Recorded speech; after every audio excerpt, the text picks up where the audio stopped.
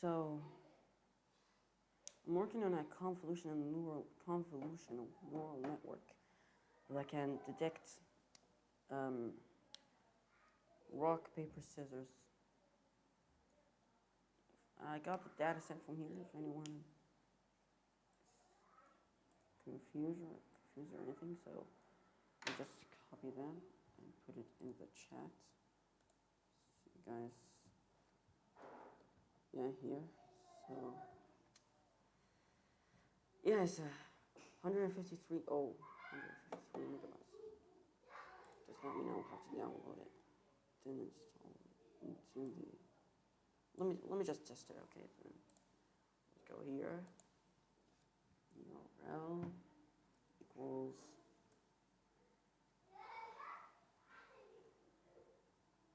data equals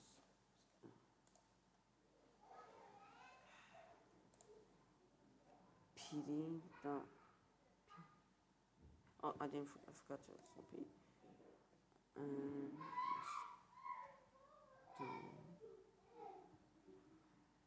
Import tensorflow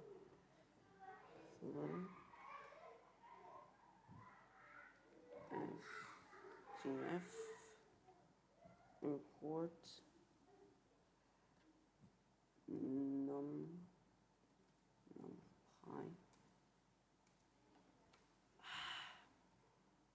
NP. I'm sick, so if my voice sounds a little weird, don't bother and comment. I already know why.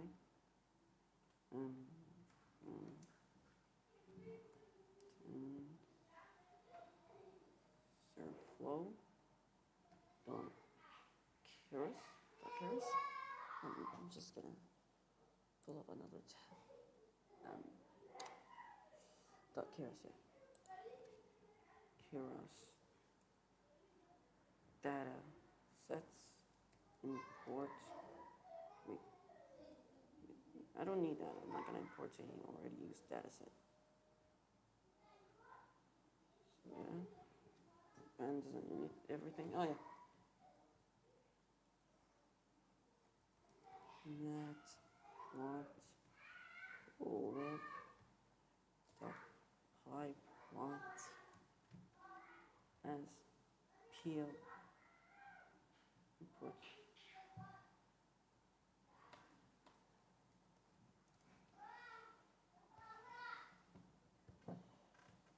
Yeah, so that's that.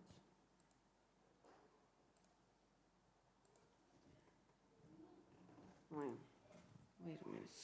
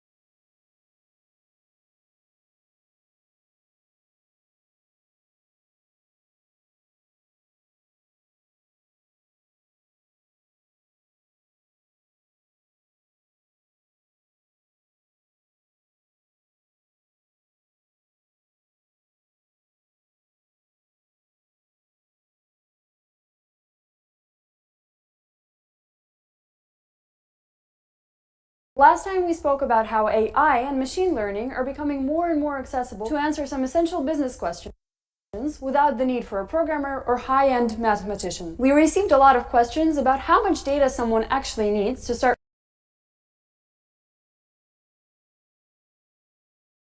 running prediction models, and how to avoid common mistakes in data collection for AI.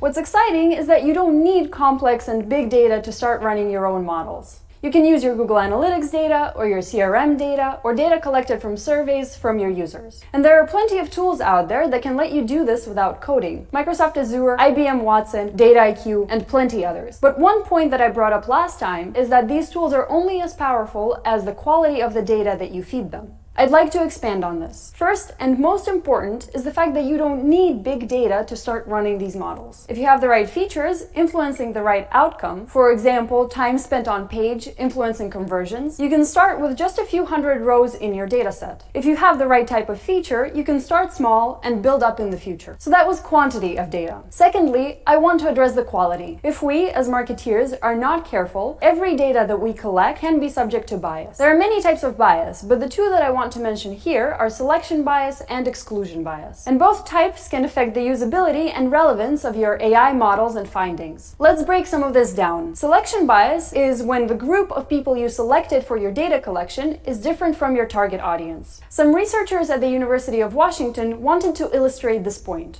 They trained a model to tell the difference between husky dogs and wolves, but they only selected photos of husky dogs on grass and wolves on snow. The model was obviously very good at detecting snow versus grass, but not wolves versus huskies. This was to prove a point. Machine learning can feel like magic, but it's definitely not all-powerful yet. Next, there's exclusion bias. Exclusion bias is when you've already collected your data, but you hold back bits of information from your analysis. We often rationalize this as cleaning our data, but sometimes we miss out on valuable insights, and we might be simply confirming our pre-existing beliefs. Imagine that we're looking at Google Analytics data for our website. Our target audience is in the Netherlands, but you have a few users in your system that are from France. You decide to exclude the users who are from France because there are so few of them. But had you looked closer, you would have realized that the users from France are actually spending more time on your site, going to more pages, and buying more. An AI model would have told you that.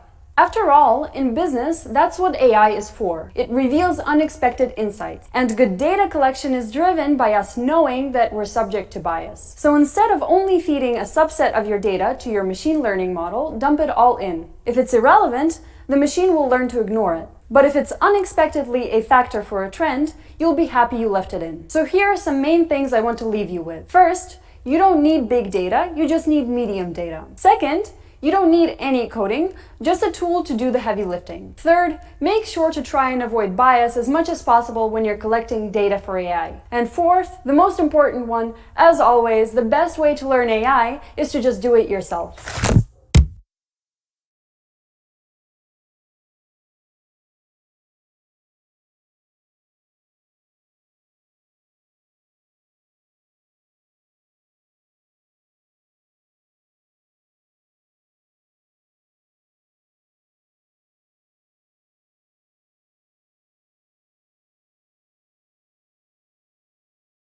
Noah en Lucas gebruiken eToro om te beleggen in de financiële markten.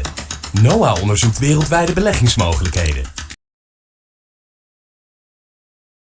So you're interested in doing a programming project around machine learning or data science. Great. So look, I'm here to show you some open source free data sets that you can find on the web that have, and there are a number of different sites that have a ton of free open source data that you can access. A lot of the open source data that we can get comes from the government. The US government and also foreign governments publish a lot of data and you have access to it. That's the great thing. They make it available to the public. So you can download and access their tons and reams of data and analyze it all you want. So first, data.gov. Data.gov, like I said, they have a lot of different links to different data sets on that site. If you just go to this data.gov URL, there are a whole bunch of different data sets that you have access to through that site.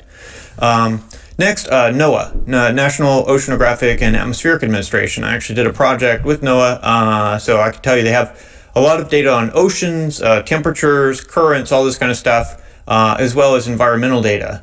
So they have sensors millions of sensors everywhere around the entire planet, and they consolidate all this data into huge data sets to analyze the environment. So all of that data is available publicly. And then Bureau of Labor Statistics, bls.gov/data, they have employment and unemployment data, of course. They have inflation and price data for different product categories. So you can check out that. I've also done a project with the Bureau of Labor Statistics on inflation data. So that's another big, huge source of data that you can download. The U.S. Census Bureau has a ton of data available, and that's all on demographics. So demographics would be things like geography of where people live, zip codes, all this kind of thing. So you can get a lot of different data on that. And then there's also time series. In fact, most of the government data that you can download is time series data because they collect data on a weekly or monthly or yearly basis. So they publish this data in time series fashion. And especially the economic and financial data that you get is going to be all time series data. Next one, Bureau of Economic Analysis. They have a lot of GDP data, corporate profits.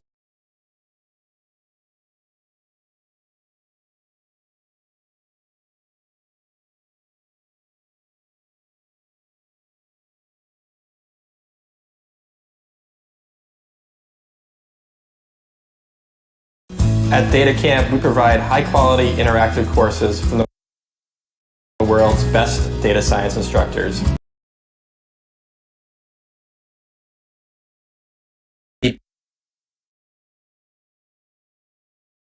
Hello world, it's Siraj, and today we're going to learn how to prepare a data set before feeding it into a machine learning model. Our example code will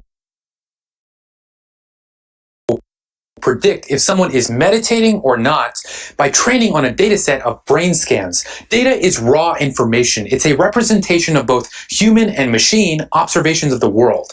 Everything can be represented as data. All science, art, literature, all of it can be represented as ones and zeros on a computer. When we enter a virtual world, we are literally surrounded by data, since it is the fundamental building block of everything we see. And when we observe something physical in real life, it becomes data in our brain. Unless our universe is a simulation, then everything you see is already data.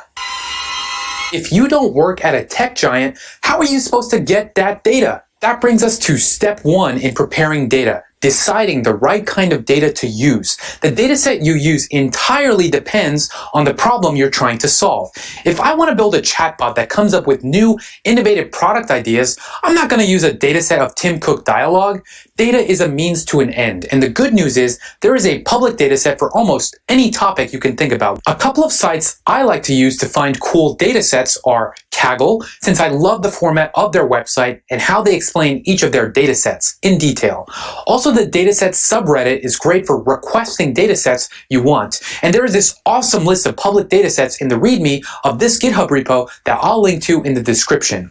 Google's advanced search feature is also super helpful. Usually combining a few keywords with the word data or database is enough to find what we need. And to make it easier, we can specify the type of file we want, like CSV, and the type of domain, like edu or gov. Usually, a website has an API that makes it easier to get the data you need, but if it doesn't, you can use a library like Beautiful Soup to take a raw HTML web page and just scrape the data directly. DIY data.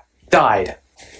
Once we've decided the type of data we want, our second step is to process it. We're going to write a function to extract data from a brain scan data set, then we can feed that data into a single layer neural network created in TensorFlow. The network will create a separator line between two classes so that given a new person's brain scan data, it can predict if they are meditating or not. Let's take a look at this data. This is a list of neurological metrics collected via an EEG device for a set of human volunteers. There are two possible classes, either meditating represented by a 1 or not meditating represented by a 0. And there are three features for this data: a measure of mental focus, a measure of calmness, and the volunteer's age. We'll want to format our data properly. Data could come in the the form of a text file or a relational database, or like what we have, a CSV. And there's a library to convert pretty much any file type to another, so make sure you have your data formatted to a file type that you most feel comfortable with. Once it's in the right format, we'll want to clean the data. Sometimes we have instances in our data that are incomplete. We can iterate through each row and delete those instances by checking if the value is empty or not. We should also decide what features to use. Deciding what features are important is one of the key parts of data science. If we don't use the right features, our model will make bad predictions. We only want to use features that are relevant to our problem. Their gender has nothing to do with their meditative state, so we can totally disregard that feature. So let's first create two arrays. One array will hold our class labels. The other array will hold our features. We can iterate through every line in our CSV file using this for loop. We'll define a row, which is a single instance, as an array of values by splitting the line by the comma separator. Using this row, we can first get the associated class label by retrieving the first value in our row array, converting it to an int, then adding it to our labels array. Now we can do the same thing for our features array. We'll take each feature and convert it to a float since we want precision in our values. Our feature array is now an array of arrays. Now that we've pulled our data from our dataset file into memory, we've arrived at the last step, transforming the data. One possible transformation is decomposition. Sometimes we have features that are too complex, like the date. If we're trying to predict which day in October is most likely to get rainfall this year, we don't really need the month and the year. If we decompose that feature into just the day of the month, that'll make our model more accurate. Since we're satisfied with the features we have and their class labels, we'll perform the only transformation we need. We'll transform them into vectors. Vectors are numerical representations of features. All features can be represented as vectors. Words, images, videos, all of it. We can take these vectors and feed them into our neural net directly. We'll convert our array of arrays into a 2D matrix using NumPy's matrix function and set the type to float. This is a matrix of feature vectors. Each vector contains a list of features for an instance. We'll also want to transform our class label array into a NumPy array because a NumPy array can easily be converted into a one-hot matrix. Then we'll return our fully processed feature matrix and one-hot label matrix. So what is one-hot encoding? Yo, DJ Dropout, bump it. I was bored, so I made an array. I put words.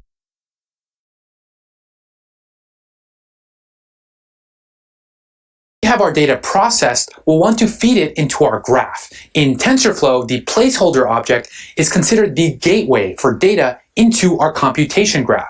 So we'll want to initialize two placeholders, one for our class labels and one for our associated feature vectors. And when we finally run our training step using the run function, we can feed our data into the graph using the feed dictionary parameter. The label placeholder gets the labels and the feature placeholder gets the features. When we run our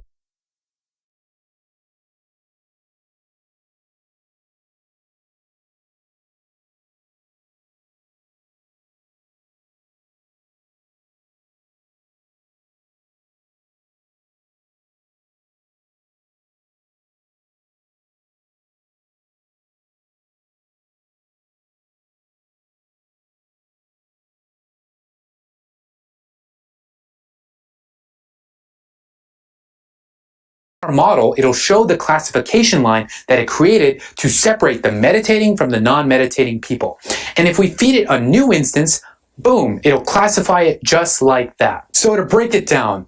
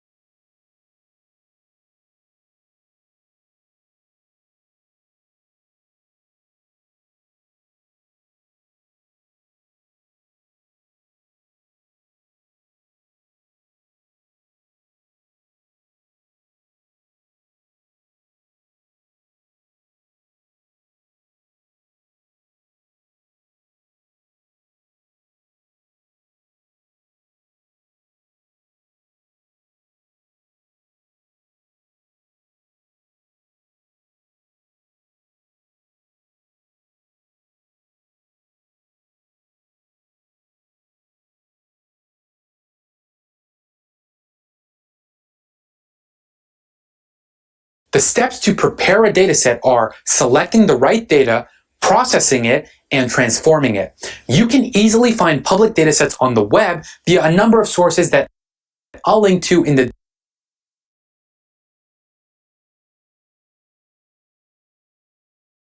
description, or use a web scraping tool like Beautiful Soup to create them yourself. And once we have our data, we'll convert them into vectors, which are numerical representations that our machine learning model can understand. The winner of the Make a GameBot challenge is Carl Beekhuizen.